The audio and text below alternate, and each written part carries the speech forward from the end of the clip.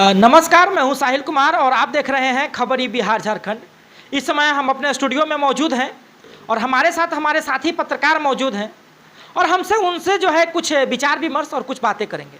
सबसे पहले तो स्वागत है मीर जुल्फ़कार जी आपका।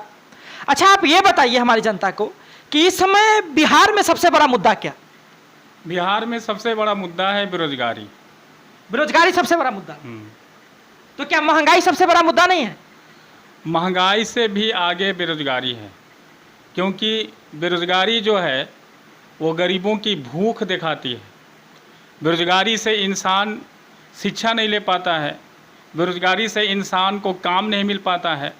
यानी बेरोजगारी की समस्या इतना आगे है कि उस महंगाई को भी तर्क कर देता है।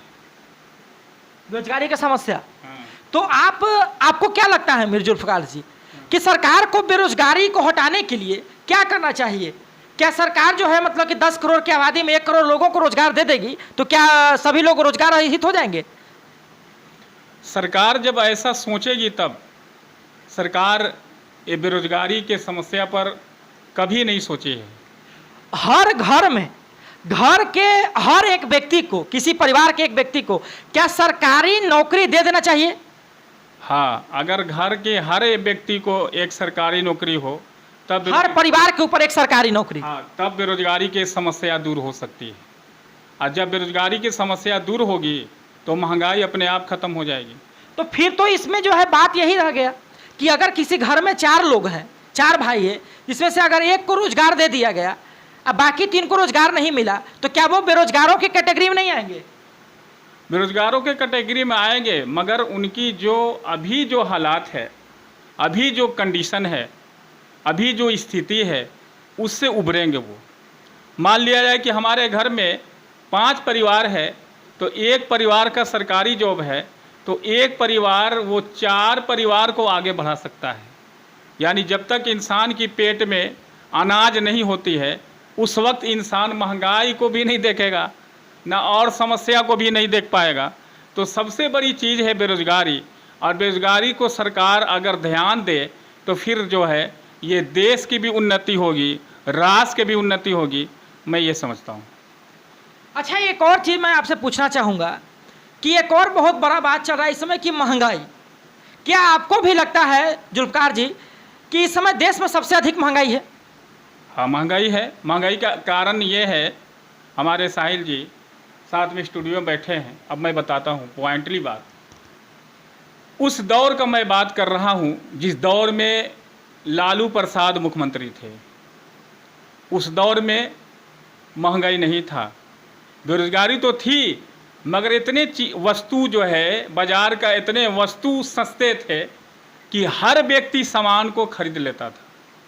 यानी 10 रुपये किलो दूध, 8 रुपये गुड़, 12 रुपये चीनी। उस हालात में जब मैं पढ़ता था 9th-10th में, उस वक्त लालू प्रसाद यादव जो है मुख्यमंत्री थे बिहार के, और उस वक्त जो है महंगाई नहीं थी, एकदम बिल्कुल सस्ता था। उस वक्त क्या था, एजुकेशन की कमी थी, मगर लोगों की थाली में अनाज खाने के लिए मिलता था, दाल पीने के लिए मिलता था, इसलिए महंगाई जो है बिल्कुल कम थी। इसका मतलब कि आपका कहना है जुल्फ़कार जी क्या कि जब लालू प्रसाद यादव का राज था तो उस समय महंगाई कम थी, लेकिन भाजपा के राज में महंगाई बढ़ गया है? तो क्या लालू प्रसाद यादव जिस समय उनकी सरकार थी तो उस समय क्या जिनका जितना लोगों का जो है मजदूरों को आय हुआ करता था, क्या उससे कम व्यय था? आज के लोगों का जितना आय है क्या उससे ज़्यादा व्यय है? उस वक्त की जो मजदूरों की जो ये आय थी वो कम थी, 150-200 रुपये मिलते थे, आज 400-500 मिल रहे हैं। मगर यहाँ आय और व्यय का बात नहीं है। उस वक्त जो है लालू प्रसाद की राज में कहीं भी चीज़ों पर जीएसटी लगा हुआ नहीं रहता था। मतलब कि आपका कहना है क्या कि जो वस्तुओं के ऊपर जीएसटी लगा है वो थोड़ा निंदनीय है? हाँ, जीएसटी लगने के कारण वो पब्लिक में जो है बाज़ार में जो दवा मिल रही है या खाद्य समृद्धि जो खाने की वस्तुएं हैं वो बहुत महंगा है, जिसको गरीब खरीद नहीं सकता है। और जीएसटी जो है सरकार लगाई है, हर चीज़ पर जीएसटी है। अब जिस गरीब के पास 10 रुपया हो और पहले वो 5 रुपया में दवा लेता था, आज वही दवा जो है मेडिकल पर 15 रुपया मिल रहा है।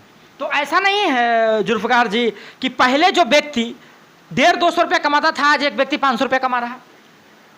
ये तो है 500 रुपया कमा रहा है, तो 500 रुपया के अब अगर हम 3 जगह डिवाइड करेंगे, 500 रुपया तो कमा रहा है भाई सही, उसी में उनको बाल बच्चा पढ़ाना है, उसी में घर को भी देखना है, उसी में अपना मेंटेनेंस करना है, तो वो 500 रुपया इतने खर्च के बाद जीएसटी के साथ कैसे टिकेगा? वो 500 रुपया अगर जीएसटी ना लगा रहता, खाद्य सामग्री पे जीएसटी ना लगा रहता, आप ले ले दूध को, दूध पर भी जीएसटी है। अब बताएं कि दूध वह जो है खाद्य सामग्री है कि हर गरीब घर में भी जाती है, यानी दूध के बिना किसी घर में कोई कार्य नहीं होता, तो उस दूध पर भी जो है केंद्र सरकार ने जीएसटी लगाया। आप ले ले दवा को, तो दवा पर भी जीएसटी है। आप बता दें कि दवा जो है इंसान की ज़रूरत है, हर इंसान को, छोटे या बड़े हों या बच्चे हों या बूढ़े हों, जो भी इंसान हो, उनकी तबीयत खराब होती है, वो मेडिकल की तरफ जाते हैं। मेडिकल की तरफ जा कर के सिरप मांगते हैं, दवा मांगते हैं, वो पूछते हैं कि पहले मैं ये दवाई जो है 5 रुपया में ले जाता था, आज की ये जो है रेट जो है 12 रुपया है, ऐसा क्यों? तो मेडिकल वाला जवाब देते हैं कि ये हमने नहीं किया है, ये केंद्र सरकार ने किया है, इस पे जीएसटी लगा है चाचा, इस पे जीएसटी लगा है बाबू। तो जीएसटी जो लगा है, तो जीएसटी 7 रुपया यानी जो है 7-8 रुपया एक दवा पर अगर जीएसटी लगा है, तो गरीब जो है कैसे वो दवा को खरीद सकता है या अपने परिवार का इलाज कैसे करा सकता है? बहुत बहुत धन्यवाद। हमारे साथ इस समय बात करने के लिए जो है मीर जुल्फकार जी मौजूद थे और उन्होंने बहुत अच्छा जो है मतलब कि विश्लेषण किया।